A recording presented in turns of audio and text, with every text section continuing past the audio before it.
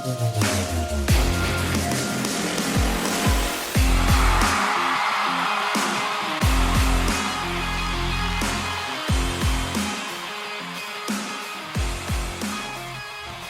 right, so the draft has come and gone for the Indianapolis Colts, and if you've been following along with the page over here, you already have an idea of who the guys are that we brought in, what they may bring to the table for the Indianapolis Colts, and kind of how they fit in to this roster as a whole. Great. But now it's time for us to zoom out a bit and try to put this whole puzzle together. So not just the rookies themselves, but now let's look at it once again, now that the draft is over, look at the Colts roster as a whole. Now, disclaimer, because this is going to be something that remains consistent as we continue to cover this team. Right now, it is April 30th, okay? We have a long ways to go before we even think about the Indianapolis Colts sniffing a football field. We've got training camp, we've got preseason, and with that, we've got roster cuts. Keep in mind, teams walk into preseason with 90 players, and they need to cut down to a 53-man roster. Now, a lot of the times, those guys are just undrafted dudes and stuff that are getting cut, but sometimes they're also veterans. For whatever reason, teams may move on from guys going into the season that they thought they might have needed coming into the offseason, whether it be because some young dude is playing better than they thought, whatever the case may be. There are some extra players that we don't consider to be available right now that will be available come closer to the season. Point in bringing it up is that the glue has not exactly dried here for the Indianapolis Colts and their roster, and they have stayed flexible with the cap overall. Remember, they restructured Braden Smith's deal. They brought that down from $20 million this year to $10 million. That's a roundabout. I forget the exact number. They cut Matt Gay and saved that money. They cut Raekwon Davis and saved that money. The team right now has $24 million in cap space, which does give them some options from a financial perspective. But with all of that said, we have also seen Chris Ballard and company go into seasons with questions at certain position groups, and we have seen it backfire. We have seen it work as well, Will Fries being one of the examples of this, but when it backfires in a big way. Now, I bring all of this up as a segue in to the linebacker position for this team, because right now, that's the number one group that I look at where this team does not have a whole bunch of answers, and Chris Ballard himself, which I cannot let him off the hook for, and all of you know that have been here for a while, I am Chris Ballard apologist numero uno. He outright said that they were going to add depth and competition to the linebacker room in this draft, and all they did was walk away with a safety converted to linebacker and Hunter Waller in the 7th round. So I'm not quite sure that that constitutes as real depth and competition. I'm not saying that there's no role for him to play on this team, but at the same time, that wasn't what we expected. I mean, we were talking about Jahad Campbell as a potential first-round pick for this team. We were talking about Carson Schlesinger. So those were guys in the early rounds that we thought the Colts might take, and they didn't take anyone at linebacker until round 7. Now, here's another truth about the NFL that we do like to keep in mind, to be fair. There is not a single team that walks in to any given season with a perfect roster. Like, everybody has a question somewhere. That's just the truth of the matter. Now, we're Colts fans, so we're going to be hyper-focused on every single possible hole that this team has, but you can do the same across every team in the league, including the teams that are going to be in the Super Bowl next year. That's just the truth of the matter. You're always going to be taking a chance somewhere. The Eagles last year, at the linebacker position, may I add, they didn't know if they had anyone that could really play at a high level at that position, and all of a sudden they end up with some dude by the name of Zach Bond, who was a defensive lineman they converted to linebacker. He ends up an all-pro and an absolute stud. Now, I'm not saying that the Colts have a Zach Bond on the roster, but it does speak to a larger point, which is an absence of answers at a position doesn't technically mean your answer at that position isn't already on the roster. But on the flip side, the linebacker position is one that I do look at today and say, if you rolled into the season with this group and it did not work out for you, it is something that would have been so clear to anyone who was paying attention. Like, there's not a lack of people pointing out the Colts' potential deficiencies at the linebacker position. So it would be a real bad look if you rolled into the season and things did not work out, because this idea, which I was the one that just brought up, that you're going to be taking a chance at some position somewhere, that's all good and well. But on the other side, there's a fair argument to be made. Like, you don't really have to take a chance at linebacker. Like, you have some guys available in free agency, even if none of them are particularly exciting, but you have the money as well. And realistically, at least in terms of me looking at Chris Ballard and saying, did you do your job? All you need to do is bring in one semi experienced linebacker here. And then for me, all would be forgiven, whether or not it works out. Because listen, at the end of the year, you're always going to have players to replace, okay? I'm not going to hold it against the guy if every single starter on the team wasn't up to snuff. That's just the NFL. That's how things go. Either way, though, we're going to talk about Lou Anarumo's scheme today because that's very, very important. If we're going to talk about linebacker, we have to understand how he uses the linebacker position. Because before we can even sit here and make judgments and talk about who it is that we might want to bring in, we need to understand what specific role it is that the Colts are going to be trying to fill with the new defensive coordinator here. And that's ultimately the most important piece of figuring out this puzzle and how our guys fit into it. But before we do that, you know what it is? I got to introduce myself. My name is Justin. This right here is the Ride the Bench Colts podcast. As always, ask anyone watching on YouTube and enjoying the show, go ahead, shoot a like. It's going to help me get out to as many Colts fans as humanly possible. Of course, subscribe if you want to be a part of the journey. We're on our way to 4,000 subscribers over here on the YouTube channel. The goal is to be there by the start of next season. So if you keep coming back, enjoying the show, or perhaps today's your first time here and you're saying, hey, not for anything, this kid doing an all right job talking about the Indianapolis Colts. Today might be the day you subscribe and never miss another episode again. But really, if you don't, there's no pressure. I'm going to be doing this for such a long time. I'm going to be on a rocking chair like, remember when they went into the season with no linebackers in 2025? That's going to be me. So you can wait to subscribe if you'd like, but I greatly appreciate if you did today. Audio listeners, leave a five-star review. Let the people know how much you're enjoying the show. And of course, anyone on YouTube, if you're going to be engaging in the comments section, be civil with one another. You don't know what the person on the other side of the keyboard is going through today. After all, we're all rooting for the same thing, and it is the Indianapolis Colts. So if someone says something that you think might not be the smartest, simply take it as an opportunity to respectfully educate them on what it is that you think you know, or perhaps you may think they're wrong and they end up right, and we all have a little kumbaya over here. But that's the housekeeping out of the way. As we always do, we're going to head back to the regularly scheduled programming, and let's start with some of what Chris Ballard was talking about during his press conferences during the draft. And one of the things he made sure to mention, may I add, kind of conveniently, after they didn't have a linebacker, was the fact that Smooth Lou, which for those of you who don't know, that's what we call Lou Anarumo over here. We decided on that when he was hired.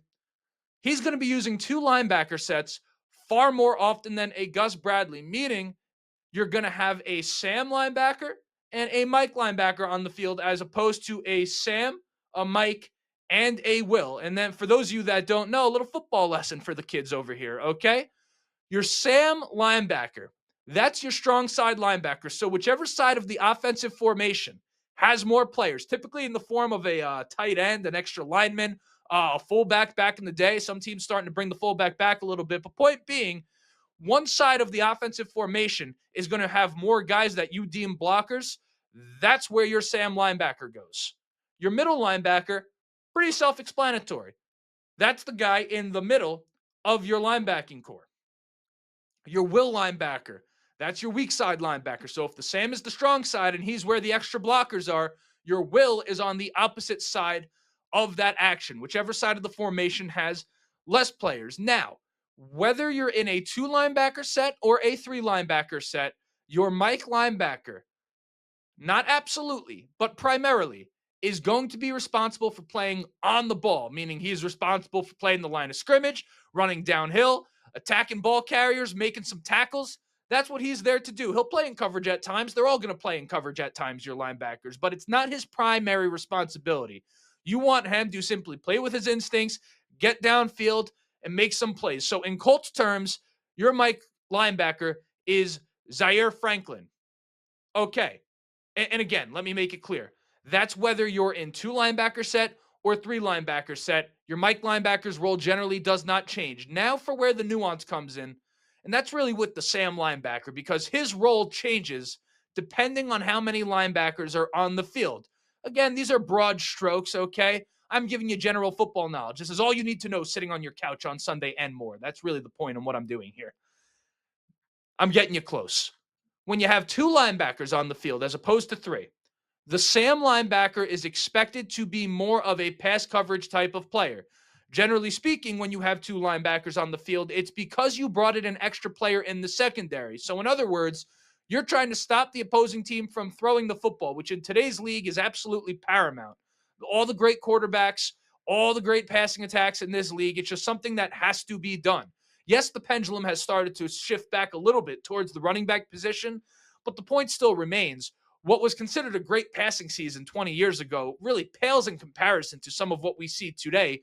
That's just the natural evolution of the game. But it's for this reason, and this reason alone, that you have the Colts and Chris Ballard looking at a guy like Jalen Carlies, who is formerly a safety converted to linebacker, that I thought looked pretty good in limited reps last year. They're viewing him as a fit in this defense because, again, Zaire Franklin's one guy. He's your Mike. He's playing on the ball.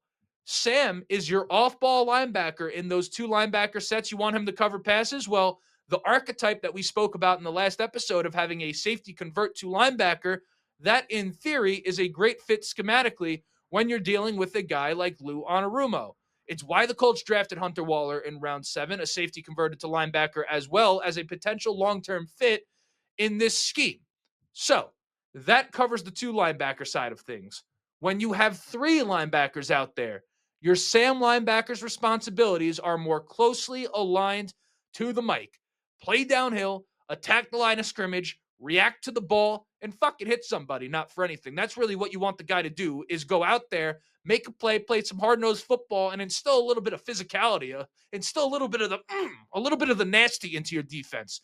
That's what you want these guys doing. And then your will linebacker, which again, your weak side linebacker, he takes on more pass coverage responsibilities when you have three linebackers out there. Strong side of the formation, that's where you have more blockers. That's why your Sam linebacker in a three linebacker formation, that's why you want him well equipped to play against the run, because in theory, you're looking saying more blockers. They want to run to that side. In theory, it doesn't always work that way. You have counters, all this stuff. But again, this is just general philosophy of how you're running things on defense. So when you look at the Colts right now with all of this stuff in mind, you can start to see which players fall where. Obviously, Zaire Franklin is your Mike linebacker, as we already said, and a damn good one at that. This defense, by the way, of Lou Anarumo, Zaire Franklin caught a lot of flack last year. I'm thinking he's going to bounce back in a big way. This defense is going to allow him to play to his strengths. Gus Bradley and his kind of cover three scheme had linebackers who had no business in coverage being in coverage far too much. Zaire Franklin being the primary culprit. That's not who he is as a player. Zaire Franklin is a hard-nosed, get downhill and tackle somebody type of player, a physical presence. He's a linebacker that a lot of people respect. I know Colts fans probably respect him less than anyone else in the league, okay? But Zaire Franklin, great Mike linebacker in this scheme. I'm excited for what he brings to this defense. Jalen Carlies fits in perfectly as the Sam linebacker in two linebacker sets, at least in terms of his skill set. We're talking about what he can bring to the table. Ultimately, we don't know for sure how he's going to go out there and play. But in theory, the Colts want him on the field either way, either in two linebacker sets or three linebacker sets. For example, the Bengals last year, they would roll in with Logan Wilson as their middle linebacker, and then Jermaine Pratt was kind of their guy who was their Sam linebacker, and then he could shift back and forth between your Sam and your Will in those three linebacker sets. And then they had some other dude that whose name slips my mind because I'm not a Bengals fan. Like, is it Amir Gaithier or something? I don't know. I don't. Someone said me forgetting names is disrespectful. Listen, what do you want from me? Okay, it is what it is. You had Jermaine Pratt and Logan Wilson as the two primary guys. Either way, Jalen Carley's back to business. He's the guy that the Colts are betting on to step up in a big way. And they've seen guys like him step up before. I mean, Zaire Franklin is a seventh round pick. EJ Speed prior to last year was pretty popular amongst Colts fans. He was, I believe, a fifth round pick. So they've kind of done this method before. It's not something completely out of the question. But what the Colts actually need filled right now, again, you have, think about the roles that I laid out for you. Your Mike, who's playing on ball, downhill, attack the line of scrimmage. Your Sam and your two linebacker sets. That's Jalen Carlies. He can cover the pass. In your three linebacker sets, you have your Sam linebacker who ultimately is going to be somewhat of an extension of the role of your middle linebacker, your Mike, okay? Another guy that could go on and play against the run, be hard-nosed, little bit of the a little bit of the nasty on this defense. So that right now is the role that the Colts are looking to fill. Very, very important that we understand that when we talk about this linebacker room, because now you can look at who the Colts have and say, not for anything. We do have a couple of guys that would fit that role from a skill set perspective. It's not like we have no one that can go in there and try to play the position. Now, they may be no names, but again, no one has a name until they do. Everyone's a no name until they're not. So here is who we have on the Colts right now to fill in that third linebacker spot in the role that I illustrated, which is essentially your Sam linebacker in that three linebacker set. Someone else to come in and play the run a little bit and hopefully provide a little bit of versatility.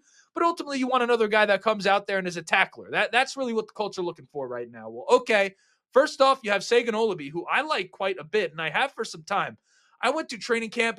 I went to past 2 years. I went from New York all the way to Indianapolis to watch the Colts fucking practice, not even to watch the game. Not the game. Not the game. We're talking about practice. Like, that's what I went there for, okay? And Sagan Olabe, I believe it was 2 years ago. I forget. Point being, you go to training camp, and one of the things you try to do, one of the funnest parts of training camp, is to look around and you try to get an idea of like, hey, who are people sleeping on? Who's someone right now on this team that people are not considering? You like to know before everyone else knows. That's the fun of training camp. And in that, you're looking for a guy that pops off to you. Sagan Olabe, when I went, was that guy, number 50. I'll never forget it. He was out there hustling, laying down the lumber. Poor Evan Hull in his rookie year was getting absolutely smacked around by Sagan Olabe. He is a physical football player and a guy that I think perfectly fits the bill, in theory, for that third linebacker, that Sam linebacker in your three linebacker sets for the Indianapolis Colts. So that's kind of like the guy for me that I think, okay, the Colts are looking at him and thinking he can step up. Next up, you have Cameron McGrone.